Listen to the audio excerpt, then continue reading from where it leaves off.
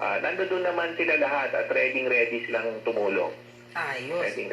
Sir, may naisip akong feature. Ano kaya yun? In the future, pwede na rin bang makita sa app yung mga, for example, yung pwedeng assistance na ibigay sa OFW, yung mga tipong how to apply visa, how to secure clearance, for example, yung mga information for them.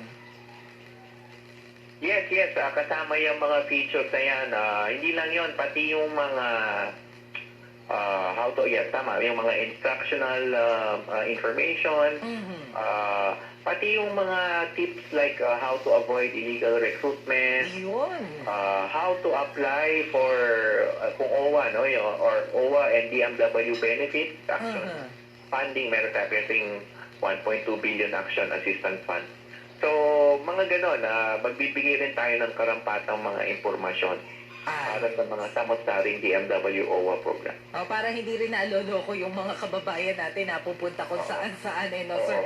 Opo. Sir, meron po tayong tatanggapin na tawag mula po sa Macau. Meron pong concern si Medi Alising. Nakasalukuyang nasa Macau ngayon. Meron yata siyang question tungkol sa visa. Tama ba, Medi? Magandang hapon, Medi. Magandang hapon, ma. Oh, yan. Medi, oo. Medi, si Maricel to. Kasama natin ngayon si Yusek Hans Kakdak ng DMW. Ano yung question mo kay sir? Tungkol po kasi sa DMW app. Yung po kasi namin, yung blue card na tinatawag namin na dito, hindi po siya tinatanggap doon sa app. Ilang kaibigan na po namin na nag-upload, ayaw po talaga. Paano yun? Ayun.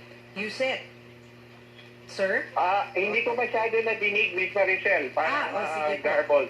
Okay, ang concern po ni Miss Medi Alising, tinatry daw po nilang ma-access yung OFW app at ang ginagamit daw po nila ay yung blue card sa Macau. Tama ba yon, Miss Medi? Yes Oo, po, ma'am. kaya lang daw po, hindi daw po nire-recognize ng OFW app yung blue card nila. Paano raw po kaya yun? Actually, Macau is not one of our pilot test areas still. But salamat sa pagsubok. Ano pangalan niya ulit? Si Medi po. Medi, salamat sa pagsubok ng apat. Nevertheless, ganito na lang, Miss Maricel, kukunin ko yung contact info at ni Medi at patatawagan natin sa tech support team natin. Dapat kasi, kung nasa office ako ngayon, katabi ko yung tech support natin para makasagot ko kagad tungkol dyan. Pero, ito na, antada sa traffic, so nag-iisa ako sa sasakyan. So, Okay, sir. sige, kukunin ko na lang yung number ni Miss Medi, Miss Maricel, para patawagan ko siya kaagad within the day sa ating tech support team. Okay. So, Medi, pakibigay yung, i-coordinate ng ating staff yung iyong contact details kay Yusek Hans para matulungan ka. Pero kasi, yun palang Macau, hindi pa siya kasama dun sa 10 bansa na kasama sa pilot run. Kaya baka hindi pa siya gumagana. Hopefully, after September. Sabi kasi ni Sir, by September, matatapos na yung pilot run. Sana 100% na yung operation. Ano? Yes, ma'am. okay. Salamat po. Okay. Maraming salamat sa iyo, Medi. Okay. So, sir, ibig sabihin, mabilis pala yung ating dissemination of information do sa mga OFWs. Ultimo yung mga bansa na hindi kasama sa pilot run. Nag-try na. Yes. Sa tingin ko, in terms of information, walang problema eh. Kasi, alam niyo naman, si Secretary Tucson, bihasa sa communications, no, sa media. So, napalaganap talaga. Of course, yung nagkaroon na activity with the President or the Senator. So, napalaganap talaga yung mensahe. Yun lang talaga yung pag-address talaga ng mga glitches, yung tech support. Yun ang kailangan nating matugunan. Kaya napapasalamat kami kay Ms. Medi na subukan niya agad. Okay din kasi ibig sabihin lamang doon ay nasusubukan at pumupura kahit papano sa ibang bansa. Outside sa ibang lugar, territories, outside of the pilot test area. So, Kukunin ko na lang yung number ni Ismed. Sige po sir, ibibigay po namin sa inyo maya-maya. But for now sir, tatanggapin din po natin yung tawag naman mula po sa Marikina. Kabayan ko pala to eh. Mula po kay Lori Makaya. Lori, magandang hapon sa'yo. Magandang hapon po. Ayan. Oh, Lori, ano yung tanong mo para kayo sa Kakdap? Yung po sa, yung nangyari sa amin sa Riyadh, Mm. ano po, nagkasakit ako doon na may stroke po ako. Mhm. Nag-confine po ako ng 1 week. Tapos, minsan lang ako dalawin ng amo ko. Ang hirap po mga-hospital kasi wala naman nagbabantay sa akin doon. Mm. Kaya humingi po ako ng tulong na para ako ay mapauwi. Tapos po, ang dinanas ko po doon, MRI ako, sinisikan, tapos sinunan ako ng ito po, Mm. tatlong bag, bali 450 ml po ang bawat isa. Tumaas daw po ang hemoglobin ko, saka cholesterol. Sa sobra pong trabaho, sa amo ko kasi ako lang po mag-isa ang katulong doon. Mm-mm. Bali, nag-stay po ako doon ng 8 years. Tapos, marami pong examen na ginawa sa akin. Oo. Oh. Yun po. So, ibig sabihin, nagtrabaho ka ng 8 taon sa Riyadh, Lori, bilang kasambahay, tapos nag-suffer ka sa stroke, kaya sumailalim ka sa kung ano-anong kagamutan, paggamot. Pero ngayon, na-repatriate ka na dito at nasa Marikina ka na. Tama ba? Opo. Oo. So, ano yung gusto mong malaman mula sa DMW, mula kayo sa Kaktak? Gusto ko po sanang makahingi ng financial, pambili ng gamot. Kasi po, parang yung habang buhay na po yung paggagamot ko. Kumbaga, Ang nangyari po naman, 2 buwan lang binigay sa akin ng amo ko. Ang hirap po mag-stay sa accommodation. Kasi po, ang dami po ng mga Pinay. Kaya, pumayag na po ako sa ganong bigay sa akin. Oo. Sir, opo, yun pong kwento ni Miss Lori, meron pa, ano po ba yung pwede niyang makuha na financial aid kung meron pa po? Kasi kailan ka ba nakabalik ng Marikina, Lori? Kailan ka nakauwi? Lori? Opo, September 6 po. September, ngayong taon lang. Bago lang. September 6, kamakailan lang. Okay. Sige po, Yusek, kapag po ba kagaya ng sitwasyon ni Lori, ano po ba yung pwedeng financial aid o assistance na pwede pa po niyang makuha sa DMW? Yes, of course, pwede natin siya tulungan, lalo na sa sitwasyon na. Although hindi ko na, again, garbled yung pagkasalaysay niya, hindi ko masyadong intindihan. But ang punot dulo ng pagkadinig ko ay hindi maganda yung naging karanasan niya sa Saudi. Kaya tutulungan natin siya. Meron pa tayong action fund. Yung nabanggit ko kanina, meron tayong ayuda pwede bigay sa kanya. So kukunin ko rin yung name and number niya, Miss Maricel. Tutulungan natin siya. Sir, kapag ba ganyan, sa sitwasyon ni Lori na 8 taon siya sa Riyadh, bilang kasambahay, tapos pinauwi na lang siya ng kanyang amo, ang binigay sa kanya yung 2 months worth of salary, ibig ko sabihin, base dun sa polisiya natin, ganun ba kadami yung dapat na makuha ni Lori? Tama ba yun base sa polisiya natin? Of course, kung ano yung nauukol na sweldo sa kanya at yung kanyang trinabaho, ay dapat bigyan siya ng kaukulang sweldo. So, kung hindi nabigay yun, hindi makatarungan yun para kay Lori. So, basta sa amin na tutulungan namin siya, bibigyan namin siya financial assistance at pangkabuhayan, dalawa. Financial assistance sa kapag ihiwalay pa yung pangkabuhayan. Ayun, para makapagsimula siyang uli. Ano po? Okay. Sige, Lori Makaya, narinig mo yung sinabi ni Yusek Hans. Pakibigay na lang uli yung iyong detalye sa ating staff para ma-coordinate namin sa DMW kay na Undersecretary Kakdak. Okay? Oh, Ano sige. pong, ano pong kailangan kong ibigay gano'n? Ibibigay mo lamang yung iyong detalye sa aming staff and then i-coordinate na namin yon kay Yusek Hans para matawagan ka at magkausap, pwedeng maibigay sa iyo yung tulong na sinasabi nila. Okay, Lori? Opo. Alright, maraming salamat sa iyo, Lori Makaya ng Marikina City. Yusek, meron pa po tayong i-entertain na mga comments and questions maya-maya lang, ha? Konting-konting Sige hirit po. na lang Sige kami, po. sir, ha? Sige po. No Sige, problem. No mga kapatid, kayo po, pwede pang humabol sa ating mga comments via our live stream para po sa inyong mga katanungan o baka may gusto po kayong i-share, ha? Mag-comment na po kayo sa ating Facebook page. Huwag po kayong bibitiw dahil magbabalik pa ang programang Sagot Kita.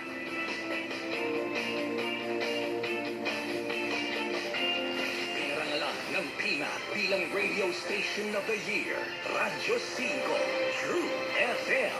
Tayo sa totoo. Totoong abot na abot ang True FM saan man panig ng Pilipinas at sa buong mundo. Basta may Pilipino, sundan at ilike ang Radyo 5 True FM sa Facebook, TikTok, Instagram at sa X o Twitter. Dito na tayo sa totoo.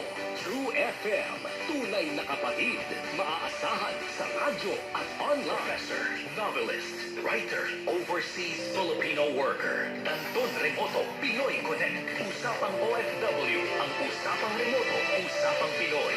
Saan ka man sa mundo, dahil bonded tayo ng iisang kasaysayan, panitikan, musika, salita, balita, Lunes hanggang Biyernes, alas 9 hanggang alas 10 ng gabi. Pinoy Connect, hindi ka chapi. Sa 92.3, Radyo 5, True FM. Dito tayo sa totoo. Simulcast sa Radyo 5 FB page. Sino ang aangat? Sino ang bibida? Sino ang tatatak?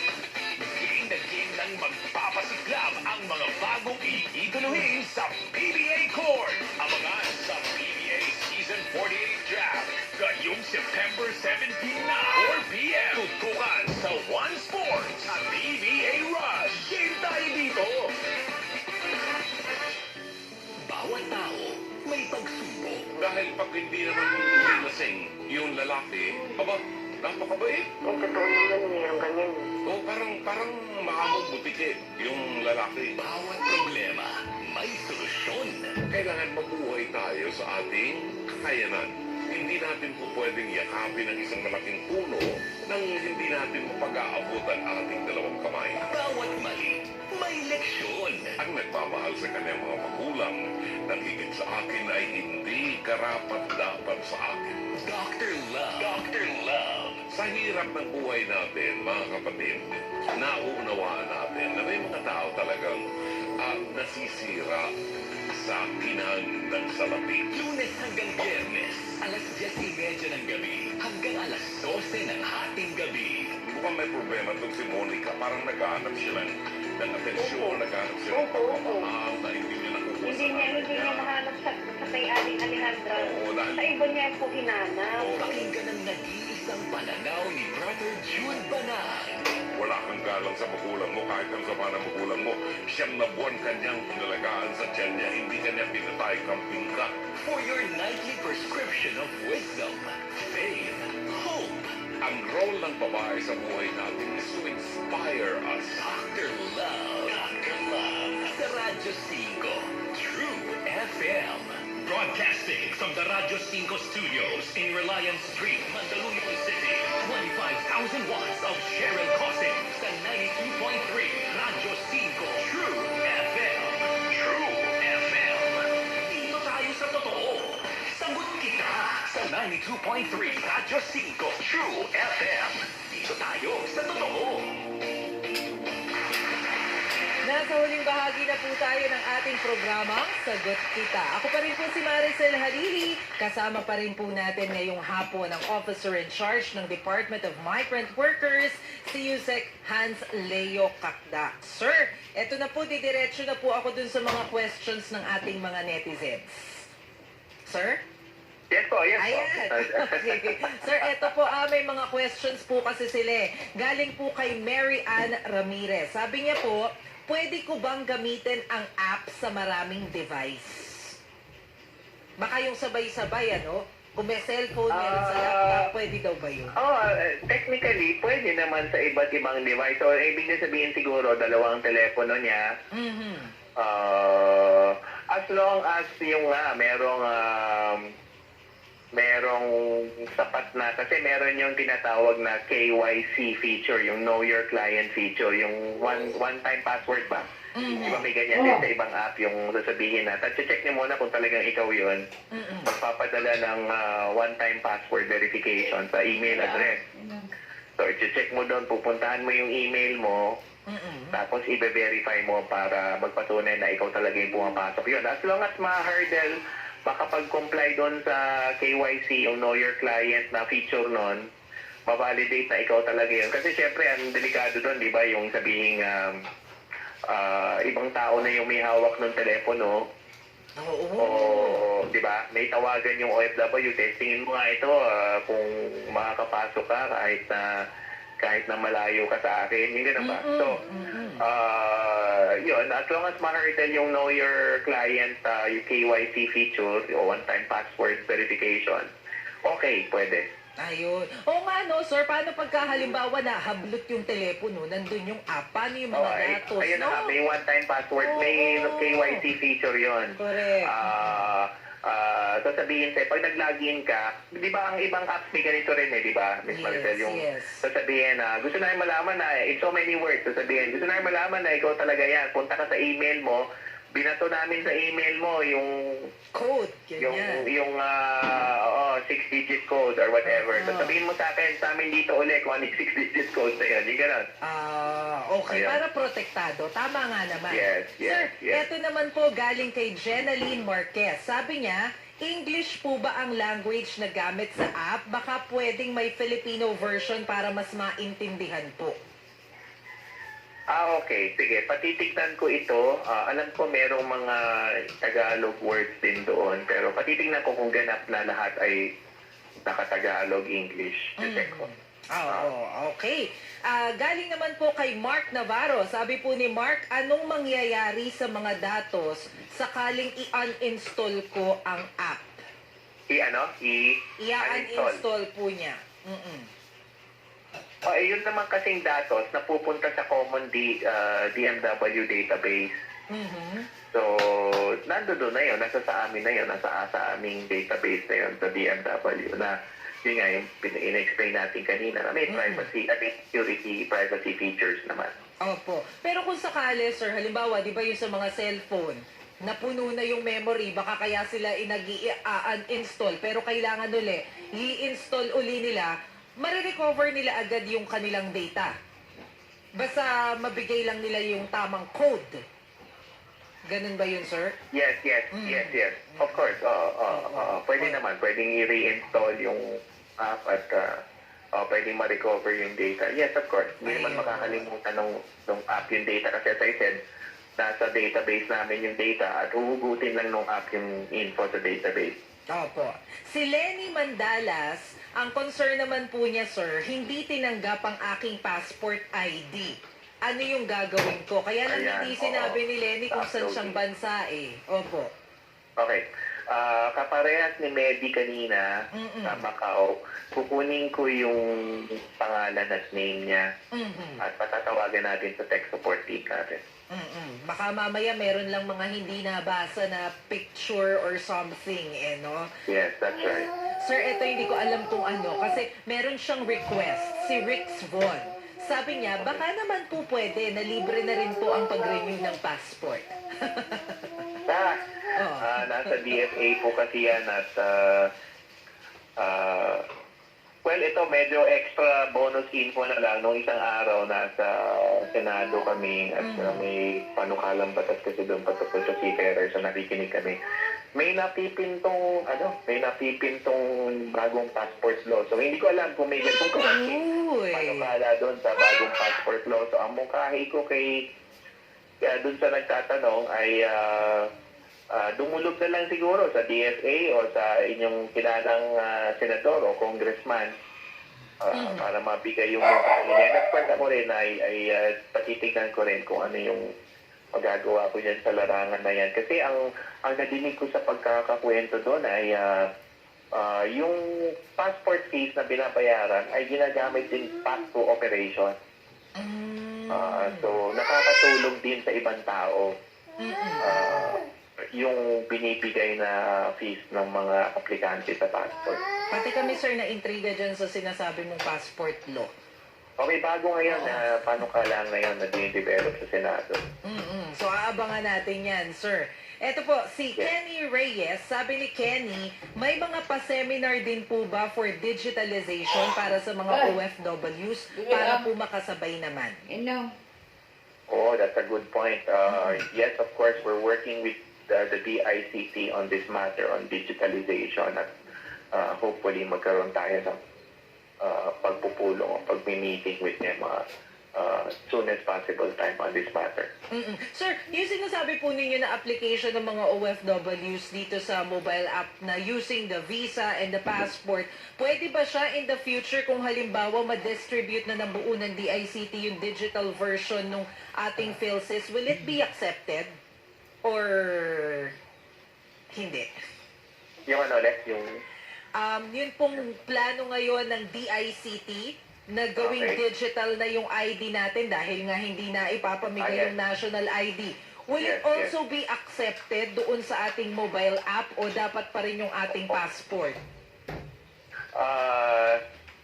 Magandang tanong yan, pero kasi passport talaga, di ba, kung biyahero ka, passport is the most natural proof of identity. Makakatulong din kasi sa amin kung pasaporte yung ibibigay kasi at least may garantiya kami na talagang documented traveler yung tao. Di ba? Kasi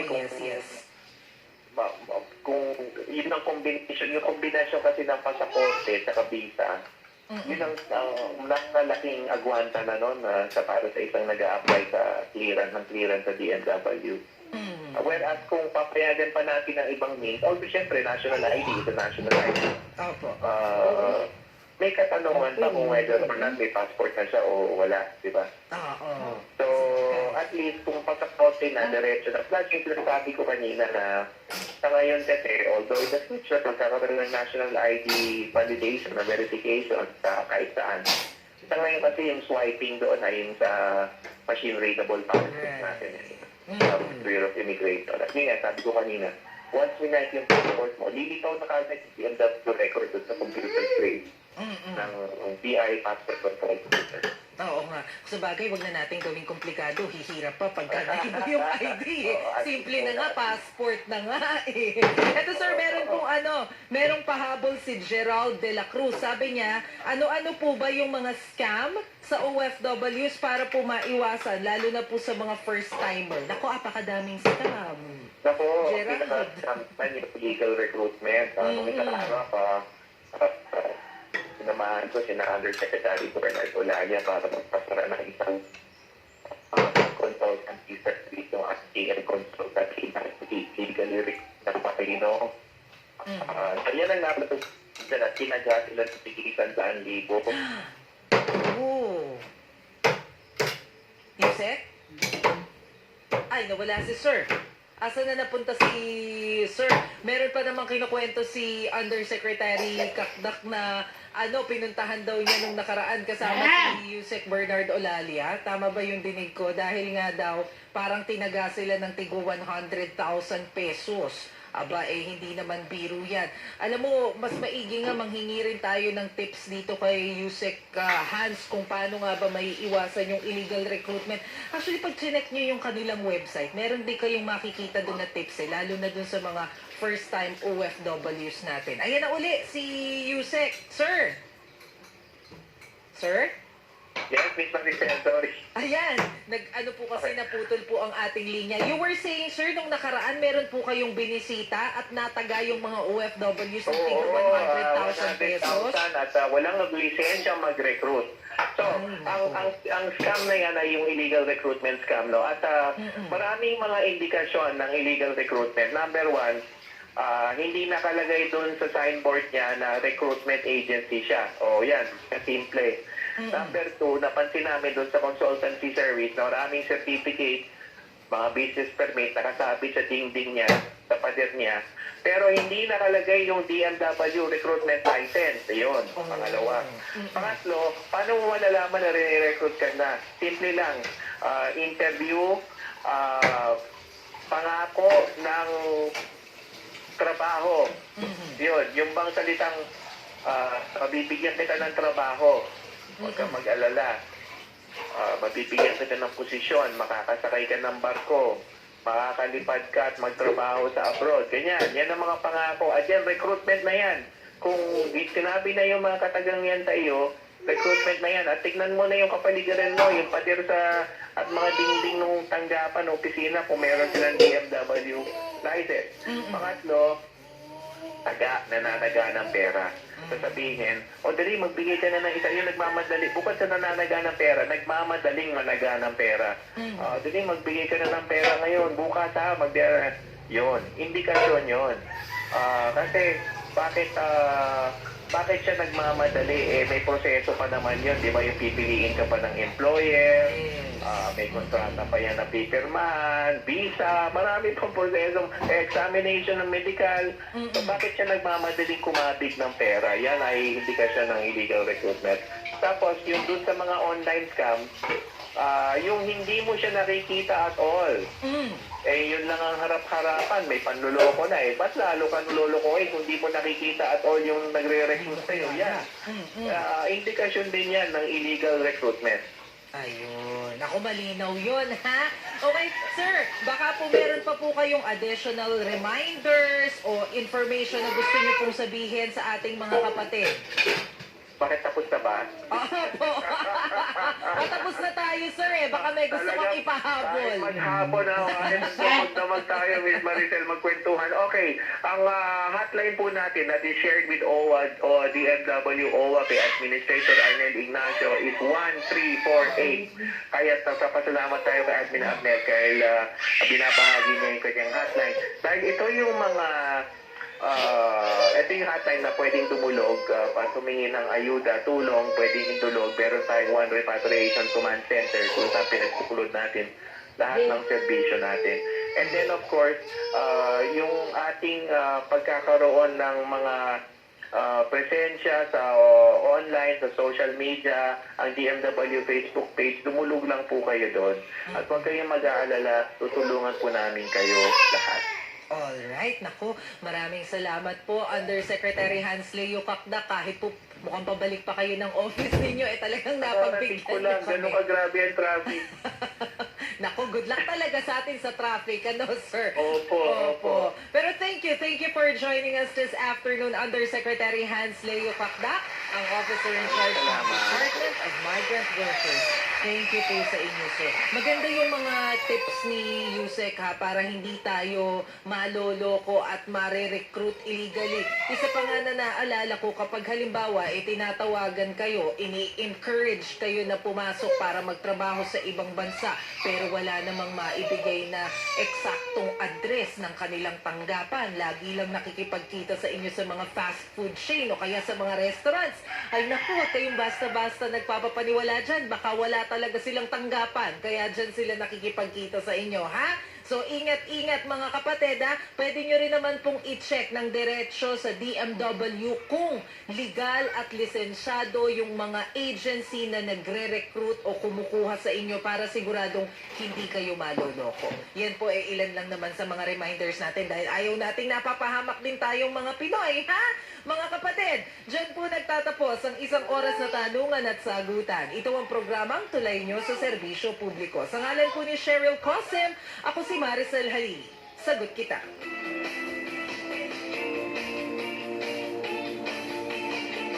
Pinarangalan ng PINA bilang Radio Station of the Year.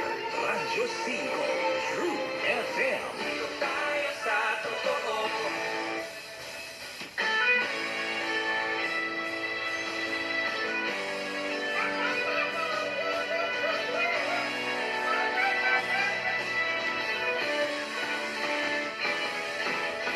Dito tayo sa mapagkakatiwalaan. Masarap kausap at madaling maintindihan. Dito tayo kung saan ang kwento ng buhay mo ang bida. Huwag ka nang mag-alala, mayroon ka nang malalapitan. Handang tumulong at magbigay ng kasiyahan. Dito tayo sa totoo. Masarap pakinggan ang katotohanan. Dito tayo sa totoo. Walang kasinungalingan. Tunay na kapatid, iyong maaasahan. Saan man sa bansa at sa mundo na may Pilipino. Dito tayo sa totoo.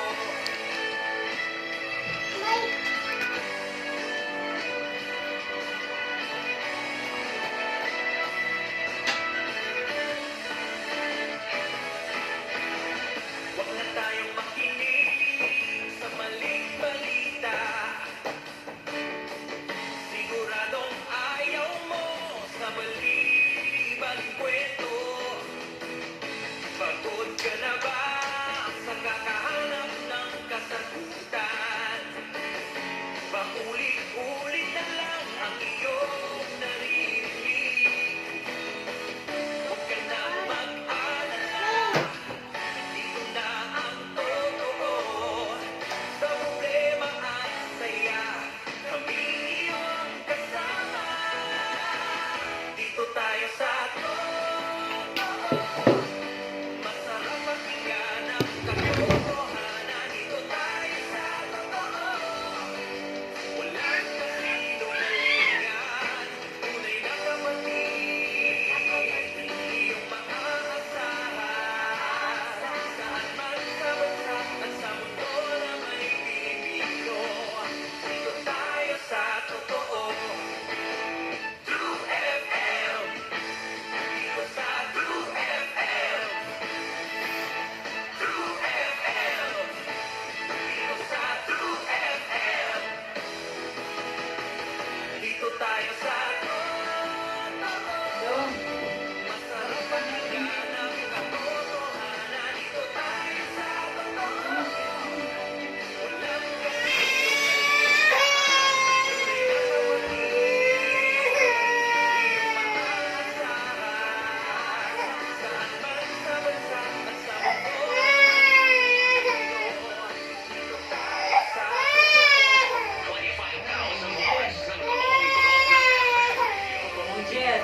totoong pinagtibay ng mga batikang mamamahaya sa paghahatid ng news, entertainment, music, information at inspiration para sa Imogen Articulo. ang 92.3 Radyo 5. Imahay sa totoo. National headlines, regional news, balitang Pilipinas. 92.3 Radyo 5. True FM. Nakaroon mama papa. Magandang hapon. Ngayon ay Kuya araw Ate. ng Miyerkules, Ate na September to. 13, 2023. Ito ang Balita Pilipinas sa 92.3 Radyo 5 True FM. Ako si Bel Gregorio. National headlines. Mga claimant countries sa Spratly Islands nakapagtayo na ng mga modernong pasilidad. Pilipinas na pag-iwanan na ayon sa Armed Forces of the Philippines. At pahayag ng Philippine Coast Guard na may mga barko silang umi-escort sa mga mangingisdang Pinoy, kinontra. Pamamahagi ng fuel subsidy sa transport sector, umarangkada na. Validity ng mga expired na driver's license, pinalalawig naman ng LTO hanggang April 2024. Panukalang tariff cuts sa imported na bigas, suportado ng Filipino-Chinese Chambers of Commerce and Industry. Balita sa lalawigan, Cagayan at Karatig lalawigan niyanig ng magnitude 6.3 na lindol. 5 katao nasugatan. Sa balitang sports, Gilas Pilipinas men and women sabay na mag-ensayo sa PhilSports Arena bukas bilang paghahanda sa nalalapit na Hangzhou Asian Games sa China. At sa showbiz balita, Vice Ganda hindi pinatulan ang paratang sa kanya ni Chief Presidential Legal Counsel Juan Ponce Enrile. Ang oras, 5:05 ng hapon. Dako tayo sa detalye ng ating mga balita. Aminado ang Armed Forces of the Philippines na napag-iwanan na ang Pilipinas sa pag-develop ng iba pang mga bansang umaangkin sa Spratly Islands. Noong linggo, nagsagawa ang Western Command o WESCOM ng Maritime Domain Patrol sa Spratlys kabilang ang Kalayaan Island Group. Nakita sa aerial monitoring ng WESCOM na okupado ng claimant countries ang ilang isla at tinayo na ng modernong pasilidad.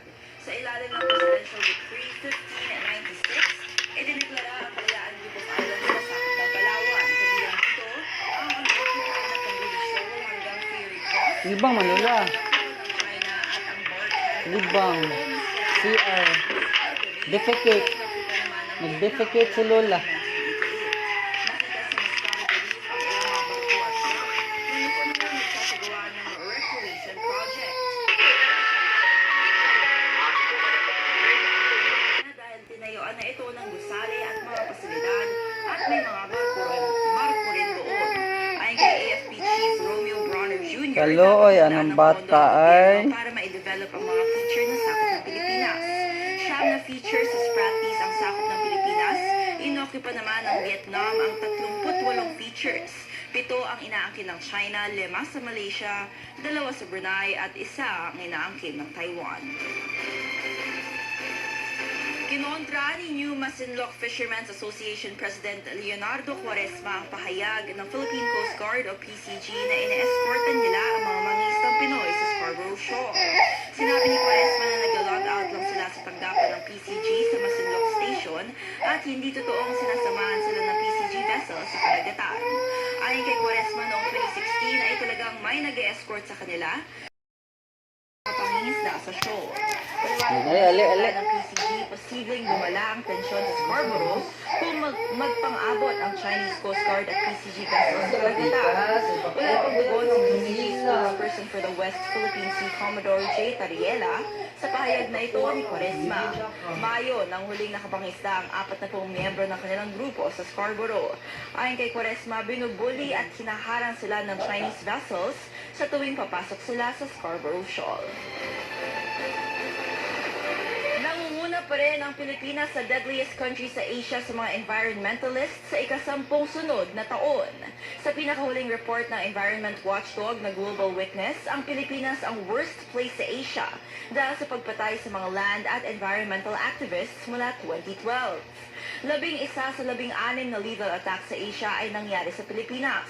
Pumanglima rin ang Pilipinas sa most dangerous country for environmentalists in 2022, kung saan nanguna ang Colombia, sinundan ng Brazil, Mexico at Honduras. Sa report ng London-based Watchdog, umabot na sa 177 defenders ang nasawi noong nakaraang taon o average na isang activist kada isang araw. Umarangkada na kaninang umaga ang pamamahagi ng oil subsidy ng Land Transportation and Franchising Regulatory Board o LTFRB. Sinabi ni LTFRB Executive Director Attorney Bob Peig na kasalukuyan na ang pag-download ng Land Bank sa fuel subsidy card at pantawid pasada card na hawak ng mga kwalipikadong benepisyaryo. 10,000 pisong fuel subsidy ang matatanggap ng mga modern jeepney at 6,500 naman ang mga traditional jeep, UV Express at iba pang public transport. Ayon kay Peig, may sinunod silang loss factor kaya mas mataas ang fuel subsidy na tatanggapin ng mga modern jeepney kumpara sa mga traditional jeep. Uunahin muna ng LTFRB ang pamamahagi ng fuel subsidy sa mga nasa ilalim ng ahensya at isusunod naman ang mga tricycle driver na nasa ilalim ng DILG at iba pa na nasa pamamahala ng DICT. Sa tanong naman kung sino ang mananagot sakaling magkaroon ng problema sa pamamahagi ng cash aid, sinabi ni Peig na LTFRB pa rin ang mananagot kaya puspusan ang kanilang pag-iingat sa disbursement nito. Extended ng 1 taon ang validity ng mga driver's license na nag-expire na noong April 3, 2023. Sa panayam ng programang Ted Filon, DJ Chacha sa Radyo 5, sinabi ni LTO Chief Assistant Secretary Vigor Mendoza na extended hanggang April 2, 2024 ang mga expired license. Paglilinaw ni Mendoza, hindi na kailangang pumunta sa LTO ang mga license holder dahil wala silang dapat bayaran. Ayon kay Mendoza, sinimula na ng kanilang supplier ang pag-deliver ng plastic card matapos mapuso ang temporary restraining order. May dumating na ayon kay Mendoza na 200,000 cards at sisikapin nilang maabot ang kanilang backlog sa susunod na 6 na buwan. Maliban sa driver's license, malaki rin ang backlog ng LTO sa plate numbers ng mga motorsiklo at mga motor vehicle. Pinakamalaking backlog ang plaka ng mga motorsiklo na umabot na sa 13.2 milyon. Suportado ng Federation of Filipino-Chinese Chamber of Commerce and Industry o FCCCI ang panukala ni Finance Secretary Benjamin Diokno na pansamantalang bawasan ng taripa sa imported na bigas. Mula 35%, nais ni Diokno na gawing 0 o 10% ang taripa. Ayon sa FCCCI, ang hakbang ay magiging daan para mapababa ang presyo ng bigas. Magiging daan din ito upang maiwasan ang pagsirit ng inflation sa pagkain at mapatatag ang supply ng pangunahing pagkain ng mga Pinoy. Paliwanag ni Dr. Cecilio Pedro, kung hindi bababaan ng taripa ngayon, posibleng mawala ng imported na bigas ang private sector sa susunod na mga buwan. Walang plano si dating Pangulong Rodrigo Duterte na bumalik sa politika. Tugon ito ni dating Executive Secretary Salvador Medialdea kasunod ng pulong ni Duterte at dating Pangulo at ngayon Pampanga Representative Gloria Arroyo. Sinabi ni Medialdea sapat na ang 40 taong paglilingkod sa politika ni Duterte. Si Medialdea ay long-time legal counsel ng dating Pangulo. Una rito, sinabi ni Senador Bongo na hinihikayat ni Arroyo si Duterte na magbalik sa politika. Duda naman si Medialdea kung mahihikayat ni Arroyo si Duterte na tumakbo sa pagkasenador sa 2025 midterm elections. Una rito, sinabi ng dating Pangulo na sinusulit niya ang pagtulog at pag-iikot sa Davao City gamit ang kanyang big bike. Limitado na rin umano ang kanyang paggalaw lalo ngayong siya ay 78 taong gulang na. Walang nakikitang masama si Senador Coco Pimentel sa publication ng audit system ng Commission on Audit o COA. Sa panayam ng programang Ted Filon DJ Chacha sa Radyo 5, sinabi ni Senador Coco Pimentel na nakasanayan na ang paglalabas ng COA report kaya hindi na ito dapat kontrahin ng Office of the Ombudsman. Sinabi ni Pimentel na nagagamit ng mga mambabatas ng audit report at nakakatulong ito sa kanilang trabaho. Ayon kay Pimentel, malakas na mensahe sa prosecution arm ang kabilang ang Office of the Ombudsman ang inilalabas na COA reports. Paliwanag nito, kung may makitang hindi tugma ang COA sa financial audit at pagbusisi sa dokumento, ay maaari itong gamitin ng mga prosecutor. Maaari naman ayon kay Pimentel na isailalim sa evaluation ng Office of the Ombudsman ang findings ng COA at kung wala silang makitang matibay na ebidensya ay maaari namang hindi na ito isasampa. Buwelta ni Pimentel kay Ombudsman Samuel Martirez, pagbutihin ang kanilang imahe upang makita ng taong bayan na hindi siya nakukuha sa pakiusap sa mga legal at documentary evidence. Ayon pa kay Pimentel, mare-red flag ang ahensya kung hindi nasunod ang COA rules, ngunit kung sasabihin pa rin ng Office of the Ombudsman na hindi uusad ang kaso sa korte, ay paniniwalaan pa rin sila ng taong bayan kung maganda ang imahe ng ahensya. Narito po si Senador Coco Pimentel sa kanyang pahayag. Meron bang na-violate na criminal law? Ayan na, criminal. Sa audit kasi, pwede naman hindi criminal law yung na-violate. It is an accounting, it's an accounting process or requirement. Kasi kung hindi ka nag-comply sa isang accounting requirement, ipa-flag ka na ng COA eh. Pero ang ombudsman, sa mga batas natin na criminal, na applicable dito sa salary grade na government employee na ito sa rangko nitong empleyado na ito, meron pa siyang nalabag na batas. Yes, ang sagot yes. Meron, kaya ba nating kumbinsihin ang korte nito sa hawak nating ebidensya? Yun. Sagot mo no, hindi mo pa rin ipapile yung kaso kasi alam mong matatalo ka. So, marami po, iba naman ang steps ng ombudsman. So, huwag siya mag-alala rito. Ayon ni Pimentel Martires, ituloy ang kampanya laban sa korupsyon dahil taong bayan naman ang nasa kanyang likuran. Ayon pa kay Pimentel, kung suko na si Martires sa laban sa korupsyon, ay hindi na siya nababagay sa posisyon. Hindi na oobligahin ang mga sundalo at iba pang uniformed personnel na magbayad ng premium para sa kanilang retirement fund. Sinabi ni Albay Representative Joey Salceda na inalis na nila ang provision sa mandatory contribution sa isinusulong na Military and Uniformed Personnel o MUP Pension Reform Bill. Magbabayad naman ng premium ang mga bagong pasok sa serbisyo. Sa ilalim ng panukala ni Salceda, ang mga bagong pasok na MUP ay magbabayad ng 9% pension premium. Tatapatan naman ito ng 3% salary increase ng gobyerno. Ipatutupad pa rin ang full indexation of pension benefits para maiwasan ang mass retirement ng mga sundalo at uniformed personnel. Pinabulaanan ni NEDA Secretary Arsenio Balisaca ng report na kinakausap siya ng Malacanang na maging kalihim ng Department of Agriculture o DA. Sinabi ni Balisaca na walang inaalok sa kanya na posisyon. Ayon kay Balisacan, espekulasyon lang ang report na siya ang papalit kay Pangulong Bongbong Marcos bilang DA Chief.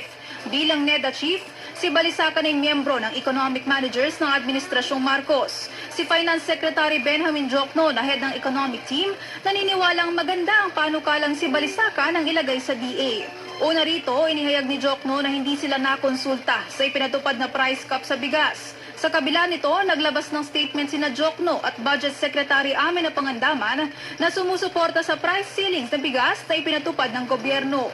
Sinabi naman ng DTI na ire-review nila ang price cap pagkatapos ng 2 linggo matapos itong umani ng samut-saring reaksyon at pagkawala ng regular at well-made rice sa mga pamilihang bayan.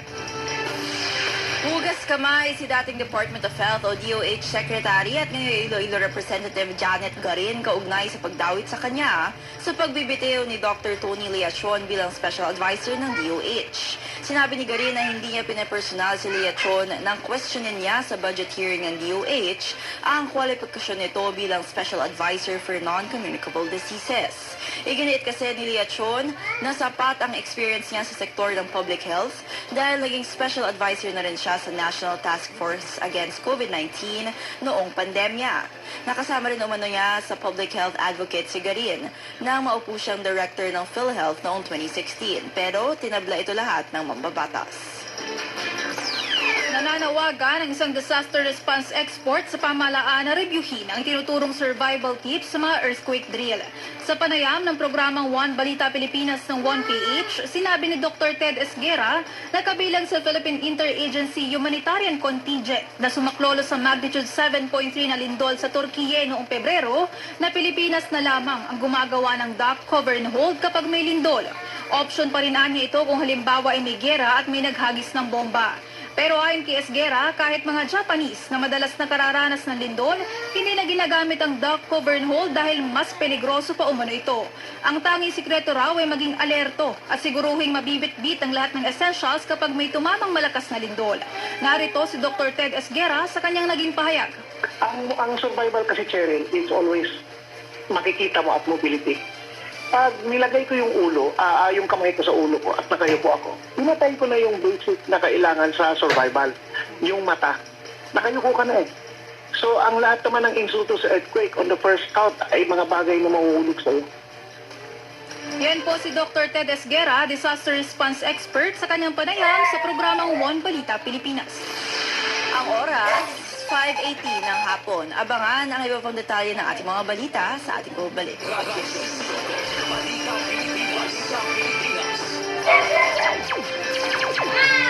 Babalik ang Balita Pilipinas. Ang oras, 5:19. Ang oras sa Radyo 5 True FM ay hatid sa inyo ng Cobra. Cobra, lakas ng #1. Oo, Martin ho. Bawat lakas, may match na Cobra. Ngayon, dinagdagan pa ng lakas ng Immuniplus. Todo ako sa klase. Pati sa gilid. Ang iniinom ko? Cobra Citrus, na tulong sa focus at pagka-alerto with proper diet and exercise. Nag-online selling ako para sa pamilya. Ang inumin ko? Refreshing na Cobra Berry. Sa biyahe, dapat masipag. Fuel ko? Cobra, #1 energy drink. Lakas ng number 1. Grabing panahon no, pabago-bago. Minsan mainit tapos biglang uulan. Kaya hindi maiiwasan na magkasakit at umabsent sa trabaho. Pag walang pasok, walang kita. Buti na lang, may Cebuana na Luwilier na matatakbuhan sa oras ng pangangailangan. Mas mataas pa ang appraisal rate ng up to 30% kumpara sa ibang pawn shop based on average figures on gold. Tapat pa sa pangako na iingatan ng alahas nyo. Maasahan saan man sa Pilipinas. Basta sangla, Cebuana na Luwilier Tiwala. Supervised by the Bangko Sentral ng Pilipinas. Nagbabalik ang Balita Pilipinas.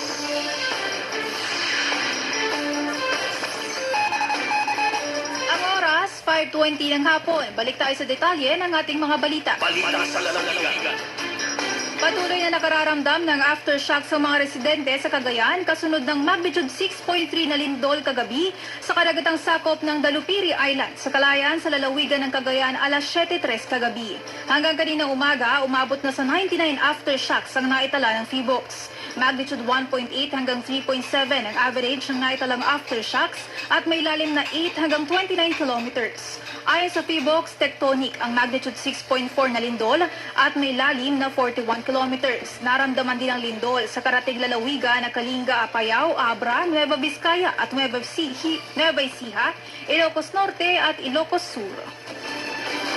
Nasugatan ang 5 katao sa magnitude 6.3 earthquake na tumama sa karagatan ng Dalupiri Island sa bayan ng Kalayan sa lalawigan ng Cagayan kagabi. Ayon sa Office of Civil Defense, 2 sa nasugatan ang nagtamo ng brain at head concussion at ang iba naman ay minor injuries. Walang naiulat na nasawi, ngunit sa initial report may 2 bahay na nasira. Nagsasagawa na ng assessment ang OCD Region 2 at ganun din ang Cagayan at Isabela Provincial Disaster Risk Reduction and Management Council. Hanggang kaninang alas 8 ng umaga, umabot na sa 99 aftershocks ang naitala ng PHIVOLCS. Naitala ang aftershock sa magnitude 1.5 hanggang 3.7 at may lalim na 29 kilometers. Nauwi sa trahedya ang pagpapatrolya ng mga kawani ng Barangay San Miguel sa Batangas City. Ito'y matapos sumalpok sa puno ang sinasakyan nilang barangay patrol jeep. Galing umano sila sa clearing operation at pabalik na sana sa barangay hall nang mangyaring insidente. Binawian ng buhay ang 2 lula nito ng mga barangay tanod at volunteer. Kinilala ang mga biktima na sina Chodoro Guico at Ariel Silva. Sugatan naman ang 10 pang sakay ng patrol jeep na agad na isugod sa ospital.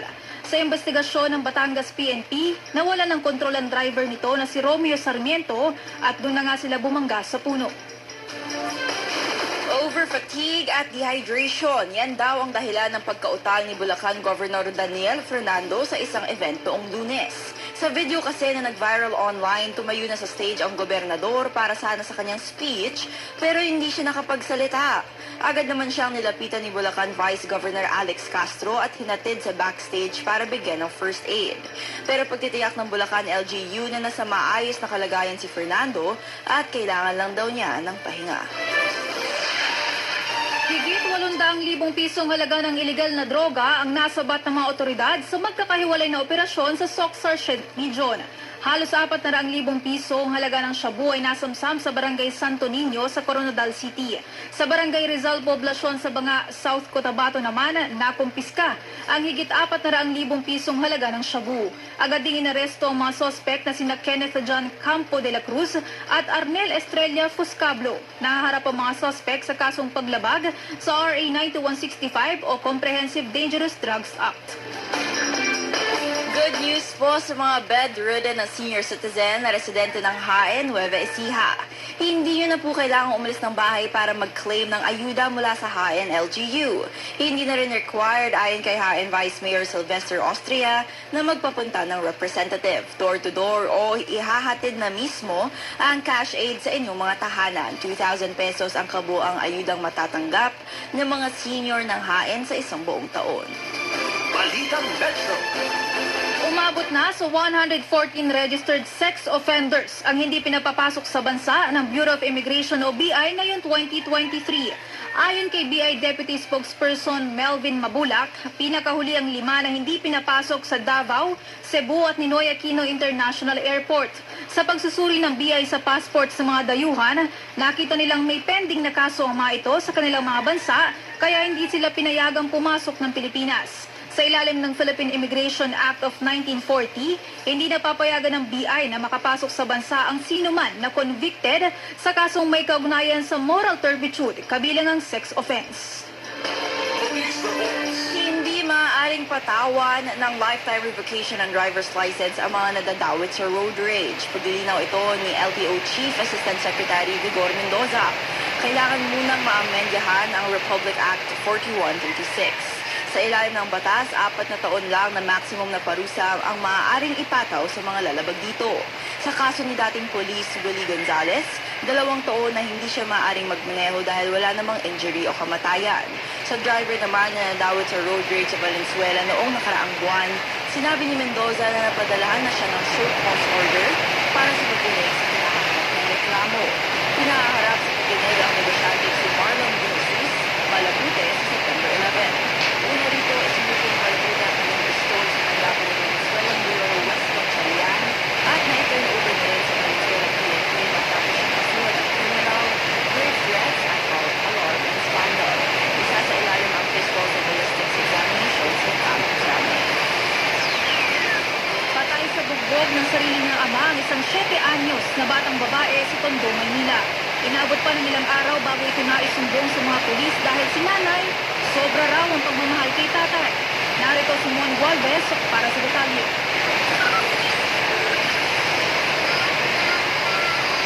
Masayahin, matalino, at malambing. Ganyan ang tututuin niya na si Catherine Joy o CJ Nero sa kanyang pamilya. Pero ito lamang August 26, nagbago ang lahat. Nanginginig at hirap sa pagkina si CJ na itakbo sa ospital. Mataas pa ang kanyang lagnat at nananakit ko ulo at iba pang bahagi ng katawan. Hindi nagtagal, pinaulan na rin siya ng buhay. Bago yan, nagkwento pa raw ang bata sa kanyang lola na binugbog siya ng kanyang ama. Bagay na nai-record na kanyang matanda. Iwan ko kuhanin ko yung sukli kasi 37 yung dala ko. Tapos yung hindi pa ako bumili ng ube, yung pag-uwi ko, binatukan ako. Batok siya ng bato. Sobra po akong galit na galit. Gusto kong durugin yung taong gumawa sa kanya. Kasi wala silang awa na ginawa sa bata. Sabi pa ni Lola, hindi ito ang unang beses na sinaktan ng kanyang apo. Nitong Huwebes lamang nagtungo sa mga pulis ang lola ng biktima para i-report ang krimen at pagkamatay ng apo. Pero kung susumahin, umaabot na sa 3 linggong nakalipas mula nang mangyari ang matinding pambubugbog sa bata. Bagay na lampas na sa tinatawag na reglementary period kung saan maaaring arestuin ng sospek kahit wala pang warrant. Ang nanay naman ng biktima kahapon lang nagbigay ng salaysay sa homicide section ng Manila Police District. Hindi ko rin po talaga may paliwanag, sir, ang sarili ko rin, sir. Kahit ako, hindi ko rin may paliwanag dahil nga mas nangingibabaw yung pagmamahal, siyempre. Nag-iwan naman ang ama ng bata ng sulat na humihingi ng tawad sa nagawa. Masakit din daw sa kanyang nangyari.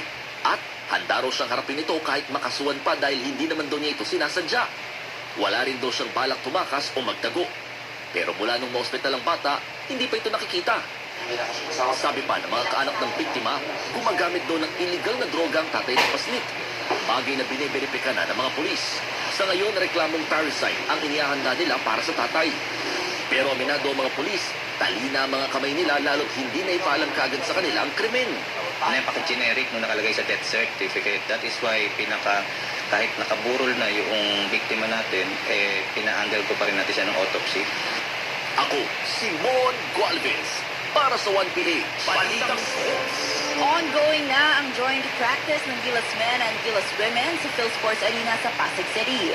Ayon mismo kay Head Coach Tim Cone, hindi na kailangan ng ticket para makapanood ng ensayo. Kahit sino pwedeng manood at mag-observe. Gusto rin nilang makarinig ng komento mula sa publiko tungkol sa kanilang paglalaro. Sa Sabado, September 16, tutulak naman Pakalamba, Laguna para rin sa training ang Gilas Men. September 22 naman, may tune-up game sila laban sa team ng South Korea. Saka sila tutulak Hangzhou, China kung saan naarangkada ang 19th Asian Games sa September 23. Habang ang Gilas Women kakatapos lang sa kanilang kampanya sa FIBA Women's Asia Cup sa Sydney, Australia. Good We love you, lolos and lolas, pati na rin sa mga lolong hindi ako masyadong like, I still love you po. Yan ang naging pahagi ng kapamilya noontime show host na si Vice Ganda sa kontrobersyal na komento sa kanya ni dating senador at ngayon Chief Presidential Legal Counsel Juan Ponce Enrile. Tinawag kasi ni Enrile na basto si Vice sa kanilang programa kung saan naging topic ang 12-day suspension na ipinataw ng MTRCB sa It's Showtime. Tila hindi pinatulan ni It's Showtime host Vice Ganda ang masasakit na paratang sa kanya ng dating senador. Dagdag pa ni Vice na nagpapatuloy ang isa sa kanilang segment na kantahan dahil marami raw sa mga matatanda ang gustong-gusto ito. Hanggang kahapon ay trending pa rin ang hashtag Enrile sa Twitter. At yan po ang kabuuan ng balita ngayong araw ng Miyerkules, September 13, 2023. Ako po si Julie Baiza. Ako naman si Bel Gregorio. Magandang hapon, Pilipinas. Pinarangalan ng PINA bilang Radio Station of the Year, Radyo 5, True FM. Dito tayo sa totoo. Broadcasting from the Radyo 5 studios in Reliance Street, Mandaluyong City, in Mega Manila. 25,000 watts of true broadcast quality. Mas pinalakas, mas pinalawak, mas pinalinaw na tunog ng AM sa FM. Ito ang 92.3 Radyo 5 True FM. True FM. Dito tayo sa totoo. Sagutin ang mga tanong ukol sa serbisyo ng mga ahensya ng gobyerno, trabaho, negosyo at kalusugan. Itutulay ni Cheryl Cosing ang tulong na kailangan mo. Sagot kita. Sagot kita sa 92.3 Radyo 5 True FM. True FM. Dito tayo sa totoo. Simulcast sa Radyo 5 FB page. Good morning mga kapatid! Mapapanood na ang Bangon Bayan with Mon sa 1PH. Kung mainit ang kape, mas mainit ang balita. Narito na ang mga pampagising na balita. Mas mainit ang talakayan. Bangon Bayan with Mon kasama si Mon Gualvez. Kaya ang ating pampaisip para sa araw na ito, agad-agad na, no mga kapatid? Ano ang masasabi nyo dyan sa taas presyo sa petrolyo? Bawat bangon, bagong pagkakataon. Bangon Bayan with Mon, Lunes hanggang Biyernes, alas 4 hanggang alas 6 ng umaga. Kitang-kita na sa 1PH. Rinig na rinig pa sa Radyo 5 True FM.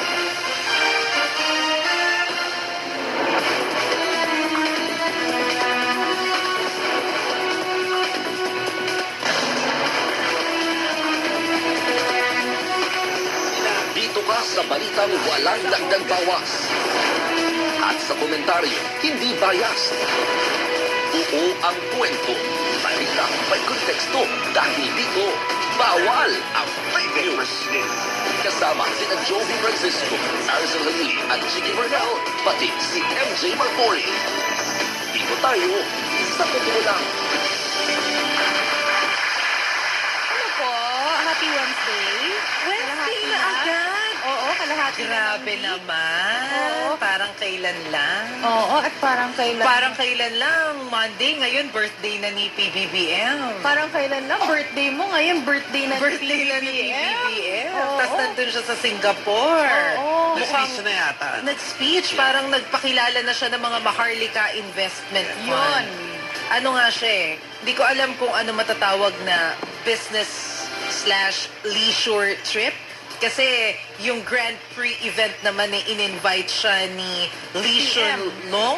Tama ba yan? Ni Prime Minister ng Singapore. So, meron din naman siyang speech. And sabi mo nga, Jovi, that makes it official. Yeah, an official trip. Oo. At kasama niya sina Secretary Pascual. Oh, at saka nandun din daw si House Speaker. Always naman. Always, Oo. di ba? So, First lady nagbebenta, nandun din. nandun din si First Lady. So, nagbebenta sila ng Maharlika. Oo. So, simple na lang magiging birthday. Well, happy birthday na lang sa Pangulo. Happy birthday sa Pangulo. Sorry kung hindi kami maging kasulad ng mga pagbati ni Senator Joel Villanueva na sobrang empathic, ha? Nagawa naman na niya, so huwag natin ulitin. So, happy birthday, Mr. President. Happy birthday. Happy birthday, Mr. President. Ayan. Oo. So, Long life. Long life. Tsaka good luck sa DA ha, laking problema. Oo. Oo. Oo.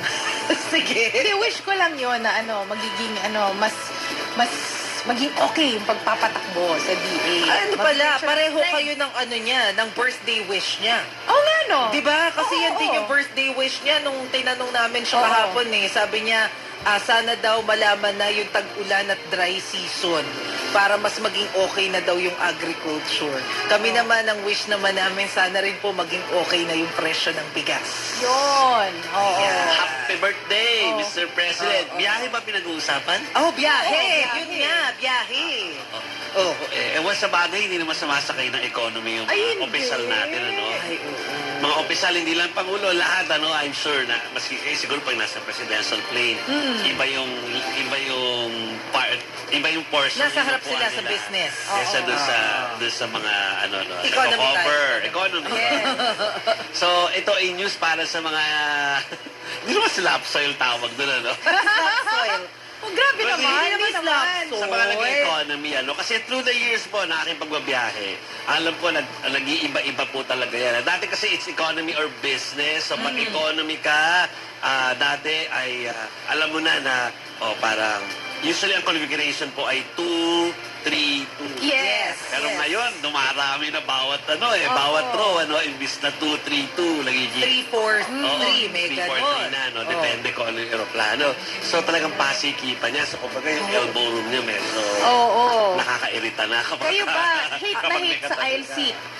Yung sa aisle seat. Di ba? Sa Kasi akin, dadaanan nyo ng mga tao eh. Yes. Di ba? Nababangga ka lagi dun eh. Oo. Middle seat, medyo nakaka-claustrophobic. Hindi ka rin makagalaw. Pinaka-hate ko po ang talagang kung meron akong paraan para mamili.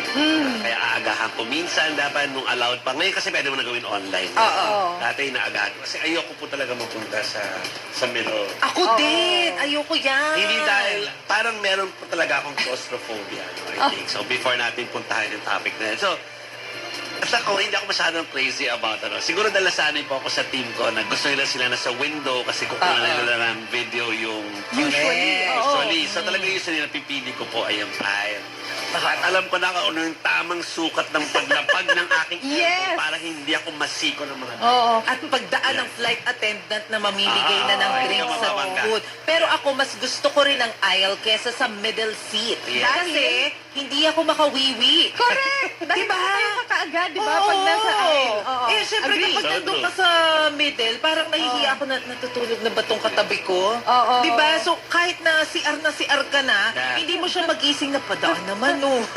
Ano to parang sabi ko nga yung mga pagbabago ng configuration sa economy, Actually, ngayon po meron ng premium economy, So, usually, na-discover ko rin yan, ito na yung tipong mas maluwag ng konti at saka nasa mga lugar pa sa malapit sa exit. So, meron kang legroom na maganda. So, parang may konting kamahalan siya ng konti sa economy. Pero hindi kasing mahal ng business or yung luxurious na part ng aeroplano. So, pwede nyo rin yung maging option. Pero mukhang tuloy-tuloy ang pagbabago, Chiki, at mase ng ating airline make or yung kung paano yung configuration ng mga seats. Dahil legit na pinag-aaralan to, mukhang kailangan mong i-describe for radio, Chiki, kung ano ibig sabihin ng new economy seats in the future. Kasi ito hindi pa naman, kumbaga ito yung nasa testing phase pa. Parang pilot. Design pa lang eh. Okay, sa design. Hindi pa talaga. Wala pala talaga sa aeroplano pa. Wala di ba? pa. Kasi parang nga yan eh. Actually, economy siya pero hindi siya yung diretso po. Yung iba nasa taas, parang 2 floors. Parang double-decker bus. Double-decker bus siya. Yung iba nasa taas, yung iba nasa ilalim. Technically, nasa mukha ko po yung puwetlan nung nasa harapan mo.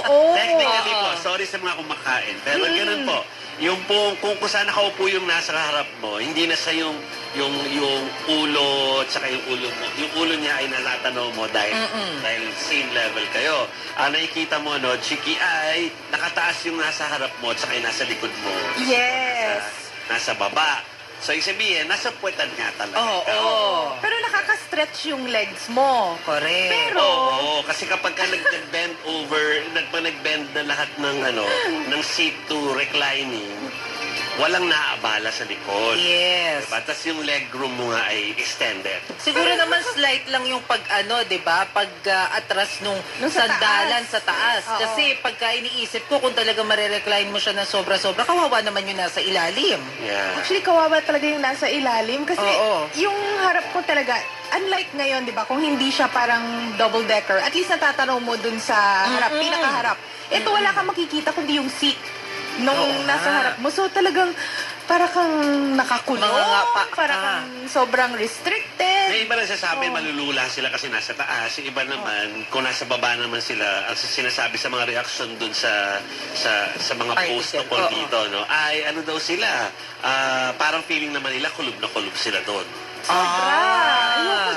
So tingnan natin, kapag kalagay ganyan, ako naman ang problema ko dyan ay yung pag-abot nung nung overhead bin. Oo. Kung nilagay ko dun lahat ng gamit ko sa Ay, overhead oo, bin, dahil paano? ikaw ay isang traveler ng isang luggage lang. Oo. Dun lang. Kailangan mong tumuntong. Tutuntong Sa mo taas yung seat kasi mo. nun. Yeah.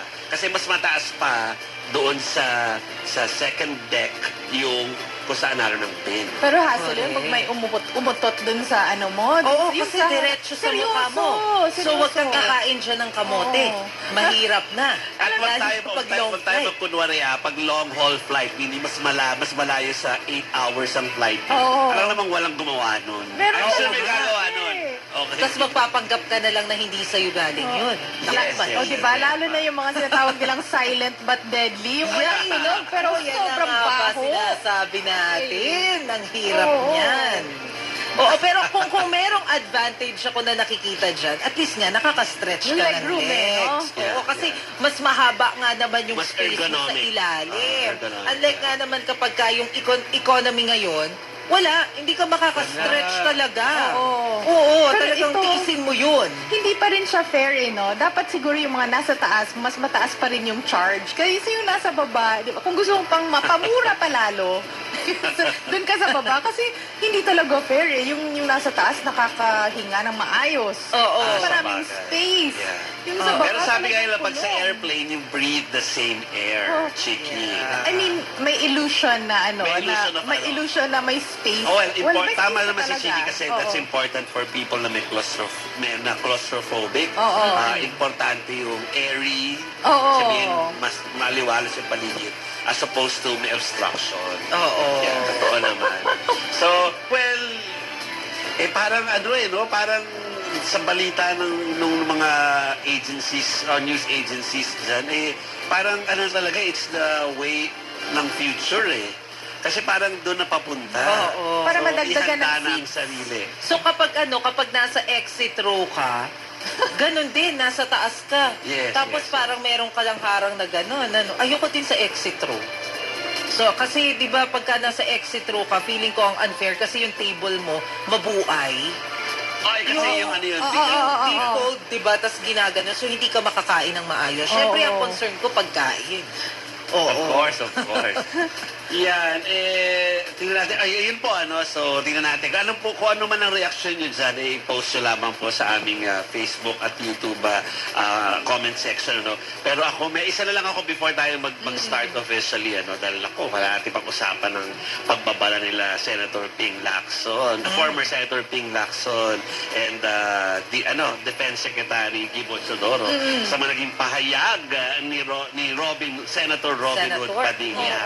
Pag-usapan natin ang mamaya, pero before natin simulan yan, ihahabol ko lang. Alam mo, may point yung mga nagreklamo na hindi maintindihan yung, hindi lang naman ito Filipino way, mas na-realize ko na ganito rin sa ibang flights international. Na kapag ka nag-land na, before natin yan pag-usapan, pag nag-land na, parang yung sabihin yung nasa lane 60 ka or 50 pa papunta doon. Pero parang feeling mo ikaw yung unang makakalabas. Oo. Parang hindi di ba? Siyempre, alam mo naman na mamaya ka pa, so bakit agad nagtatayuan nga naman? Parang ba't nagtatayuan po yung mga tao sa eroplano? Siguro okay lang na kunin yung mga gamit. Feeling ko yun yung gusto nila Yeah, Kunin na na mauna agad doon. para makapag-line up na. Kaya kapag nakaka-pressure for some, ako kasi alam ko na hindi naman ako mauna kahit anong mangyari na nasa economy ako, no? So, upo ako doon, di ba? Pero sila nakaka-pressure na nakaano na sila, parang ready na. Oo, ganun. Correct. Ang daming ganun. Ganun, hindi lang po Filipino ba yan? Napansin ko kahit sa international. Ganun din talaga. sila. Bakit nga ba tayo nag-uunahan, ano? Yeah. At ito pa po yung nakakatawa po dyan. Kahit pumauna tayo doon sa loob ng airport, sabay-sabay pa rin tayo maghihintay doon sa carousel para sa bagahe natin. Totoo din yan. Tapos kung nauna ka pa nag-check-in, and then Mahuhuli pa yung bagahe mo. Last Ikaw lalabas pa yung pinakahuling bagahe mo. aalis. So, gano'n po talaga.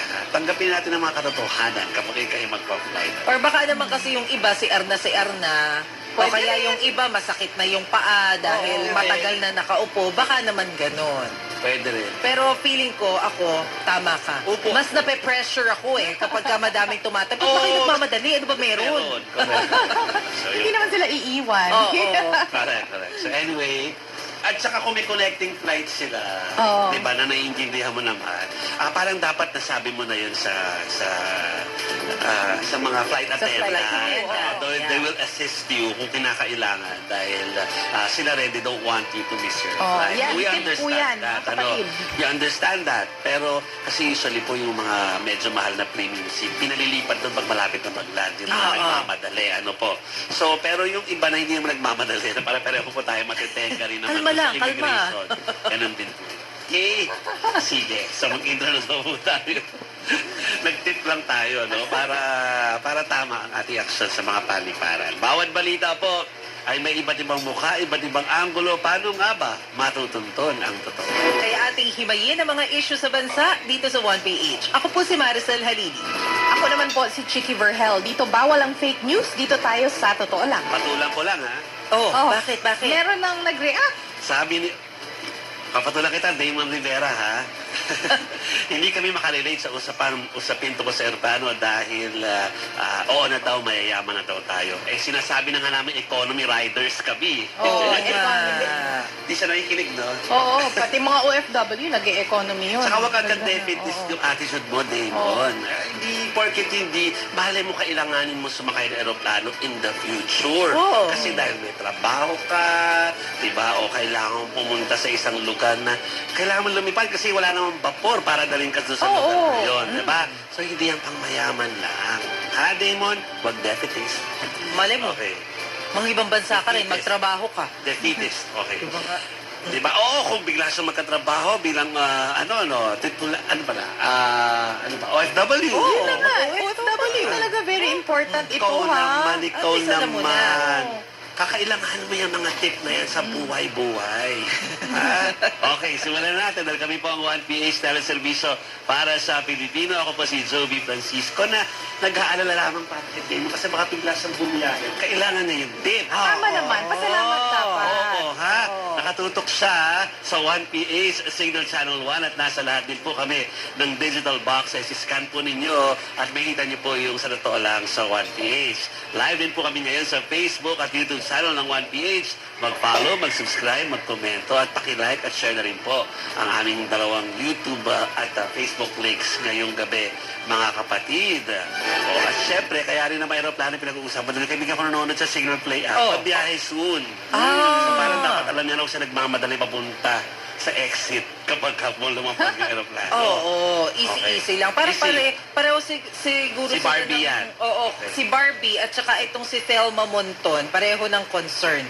Sabi niya, hirap daw sumakay sa airplane, 19 hours from Philippines to San Francisco. Nakakatakot mag-CR, baka daw malak. Kaya nasa tabi daw siya lagi ng asawa niya. Ayan. Para kung kagaya po kayo ni Thelma na madalas bumiyahe, wag po kayong mag-alala dahil hindi nyo kami mamimiss. Mapapanood nyo pa rin kami sa Signal Play app. Pumunta lang po kayo sa www.signalplay.com, mag-register para po makakuha ng libreng account at mapapanood nyo na po kami anytime, anywhere. Pwede nyo rin po kaming i-follow sa aming TikTok account. Hanapin nyo lang po ang @1ph_signal para po sa mga inihanda naming TikTok news. Sa Teleservisyo para po sa inyo. Meron din naman nakaka-appreciate sa tips namin dito, airplane tips. Si Den Peralta, good evening. Hi, Den Peralta. Well, yung mga bumabiyahe, no, sabi nga ni Mas, Signal Play app, pwedeng panoorin. Pero yung mga nandito lang sa Pinas, live. po, mga kapatid, 92.3 Radio 5 True FM. San man kayo, wala kayo sa harap ng TV nyo, okay lang. Nandiyan naman po ang radio, right?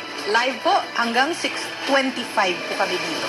Okay. Oh, Teresita Morfe, ang sabi niya, hindi daw sa makarelate kasi hindi daw sa bumabiyahe. Malay mo naman. I-aspire natin yan na tayo merong mobility. Diba? Para po, kasi productive ka rin kapag ka nagbabiyahe ka eh. Hindi naman yun para sa luxury lang. Minsan may mga dahilan kung ba't ka babiyahe. Correct. Eto ngang sinitay Meron na agad sinabi, sabi niya, social seats versus grabe ko namang canal seats. Oo, concern niya rin paano daw yung mga senior, paano daw uupo sa taas. Parang dun sa video ko na pinanood namin nung before namin i-present yan, nakita ko na po yung mga yung mga nangangailangan ng care, like yung mga senior, parang sila yung ilalagay sa sa baba.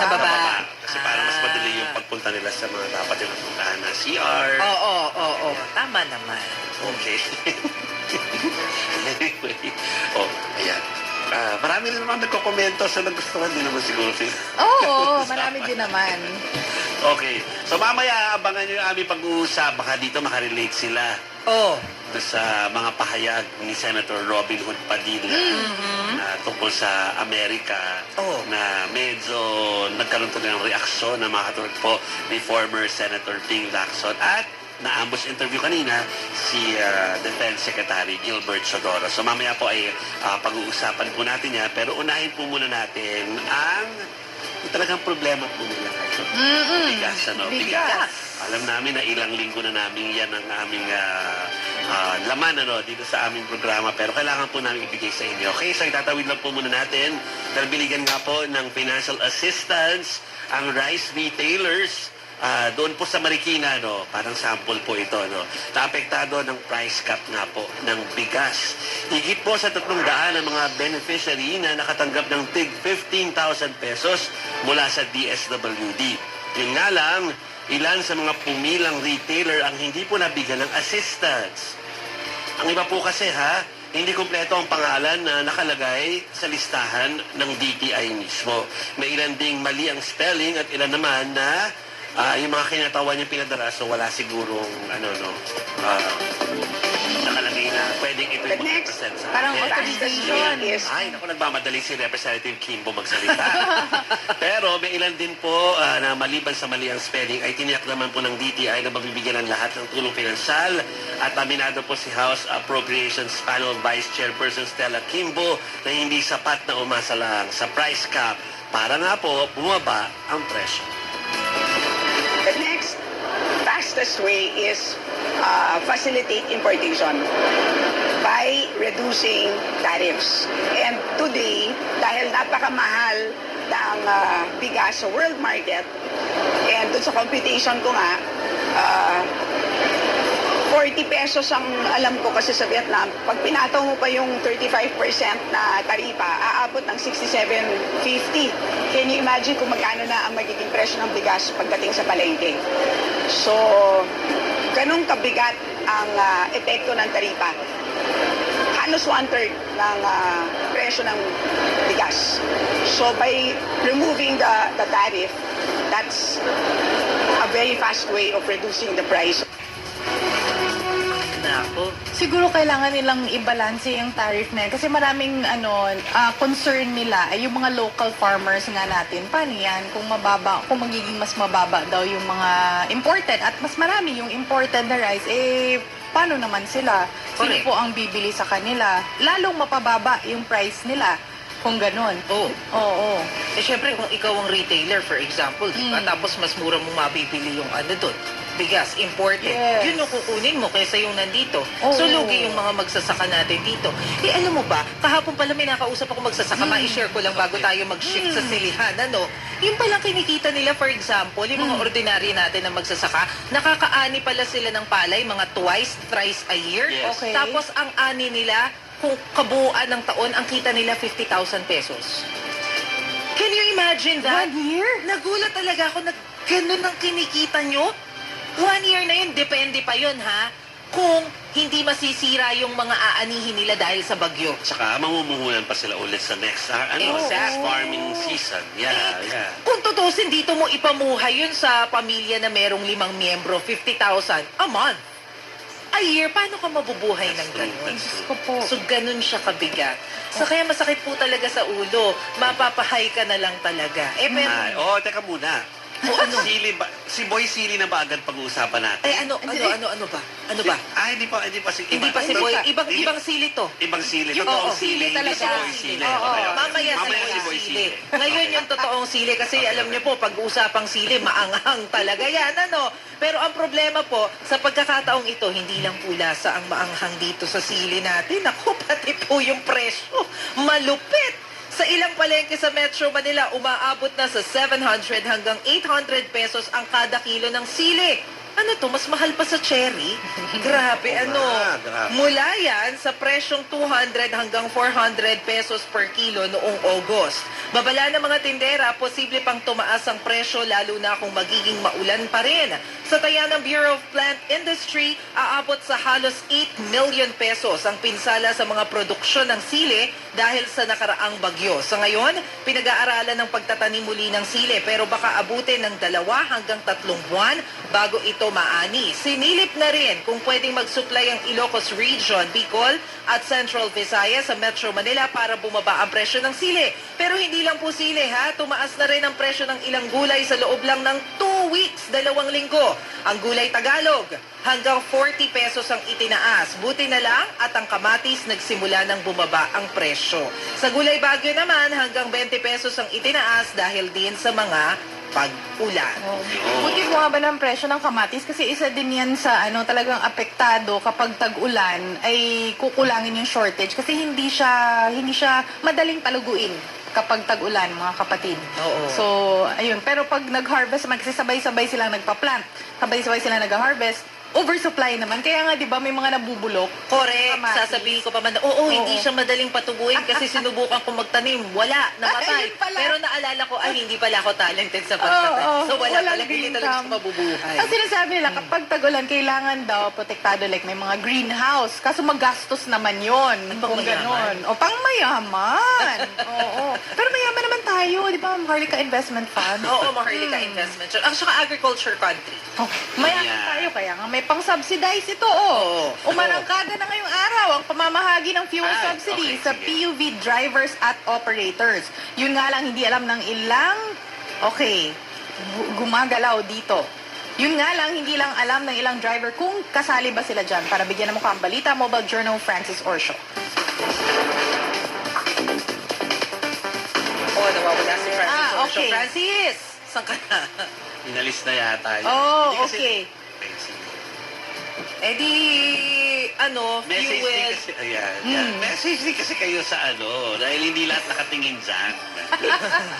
Diba? Okay, sige. Ito, possible source ng fuel. Hindi natin sure. Pero malay mo lang, pagka nakuha na natin siya ng bongga. Ito na. Mga gusto ng topic about Senator Robin Hood Padilla, simulan na natin bago tayo mag-first cut ngayong gabi. Dahil alam niyo naman na marami nasabi si Senator Robin Hood Padilla tungkol sa Amerika. Nakita niya, nagkalat yan ngayon sa social media, pero iginit po ni Defense Secretary Gilbert Chodoro na kailangan pa rin ng Pilipinas ang tulong ng ibang bansa pagdating po sa issue ng West Philippine Sea. Sinabi niya ito kasunod ng pahayag ni Senator Robin Hood Padilla na tila nakadepende raw ang bansa sa kakayahan ng Amerika at ang ibang bansa para ilaban ang ating soberenya. Natatakot daw si Padilla na baka madamay pa tayo sa umano'y proxy war sa pagitan ng Amerika at ng China. Yan ang propaganda po ng kabila na proxy war. Ito for China and the Philippines. But the real thing is, isipin nila, proxy war ba ito? Tayo sinakop nung una, tayo ang kinukop, rather. Yung sinakop pala, mali pala yun sa Tagalog, no? Scarborough Shoal, number 1, water cannoning. Actually, may point talaga kasi parang bakit tayo tama siya na yun yung parang narrative na lagi pong sinasabi ng kabila about ito kung ano yung pwede mangyari sa region kapag umalma tayo. Sa hindi magandang ginagawa sa atin. So as it is, kahit wala po yung pagtatanggol ng Amerika sa Taiwan at ganyan, talaga naman pong may ginagawa na sa atin. So parang what's with that, dahil pa naman followers si Senator Robin Hood Padilla. Baka mamaya, yun lang din yung dinigin. Imbis na mas lawakan yung isip tungkol sa talagang nangyayari, di ba? So mabuti na, may mga opisyal tayo na nagsasabi noon. Actually, hindi.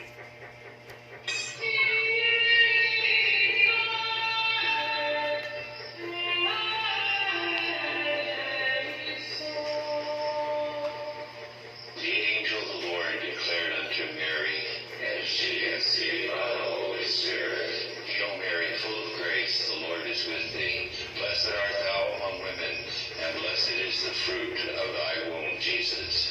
Holy Mary, Mother of God, pray for us sinners, now and at the hour of our death.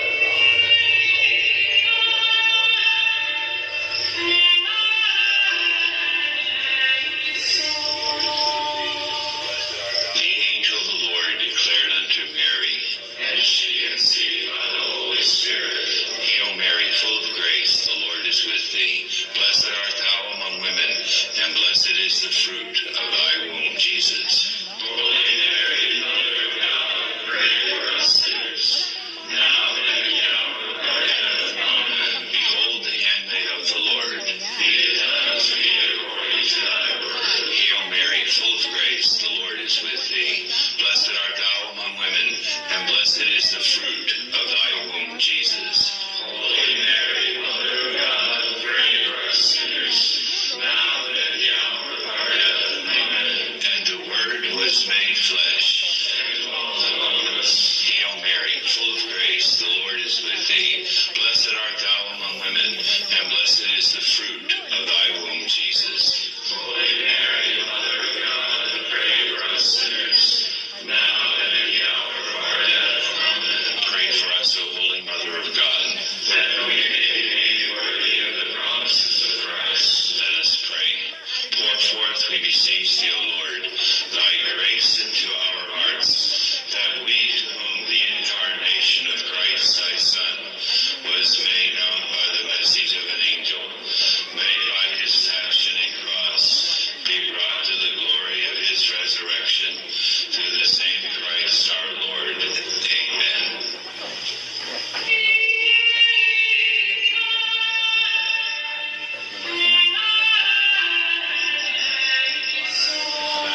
Ang US, sige na, meron silang sigalot, di ba?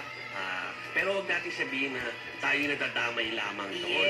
Kasi even before that, meron na rin po tayong mga Kaya nga tayo nagkaroon ng pagpupunta sa The Hague, dahil even as early as sa mga time na yun, meron talagang incursion.